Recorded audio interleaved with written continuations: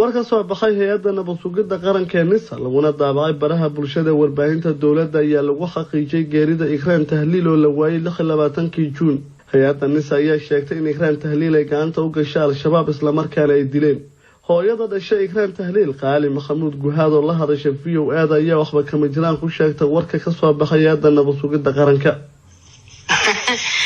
وعاوي هذا الملك قالي واي كما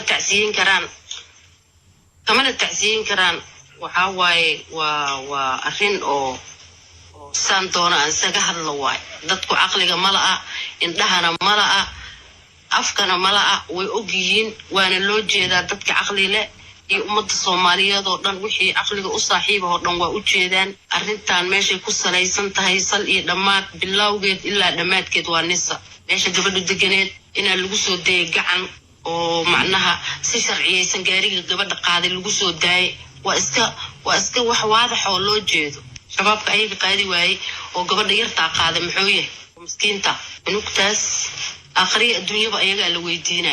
haddaba maxay ka dhiganta xogta ishaacay hay'adda nabad sugidda qaranka waxa su'aashaas aan weydiiyay General Cabdiraxmaan Tuuryare taliyihii hore hay'adda nabad sugidda qaranka laba qodob ay ka dhigan tahay qodobka koowaad oo ah in hay'addii ay bixinayso xog ay soo xaqiijisay oo ah in gabadhii waxa afduubtay ay yihiin ururka argagixisada ee al-shabaab kadibna ay khaarijiyeen qodobka labaad oo uu ka dhigan yahay waxa weeye in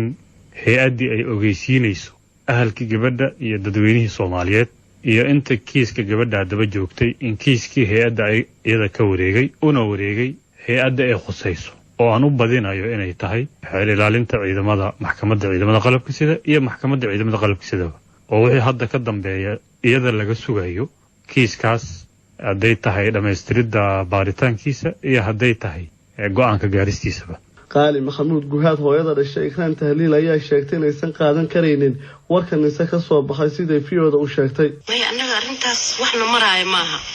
gabadheeniina waxaan saas uga sabrayna maaha iyayna ummadda muslimka ummadda Soomaaliyeed waxaan u sheegaa inayna ku qalbi jibinin ama ayna waxaas ayna maskaxdooda ka dhaadhicinin wixii aqli yar way iska aamini karaan laakiin dadka aqliga leh waxaas wax soconaa inay ahayn waa u jeedaan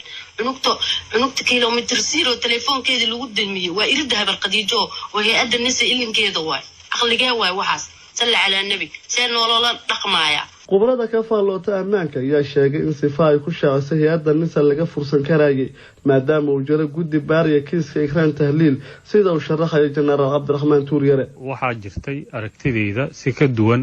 amba ka haboon sida tan hadda hay'addu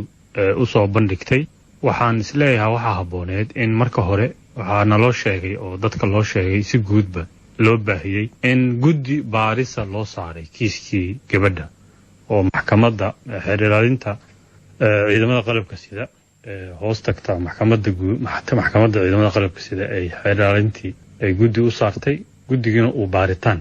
ku maqnaa marka qodobka koowaad in hay'addu xogaha ay hayso ay ku wareejiso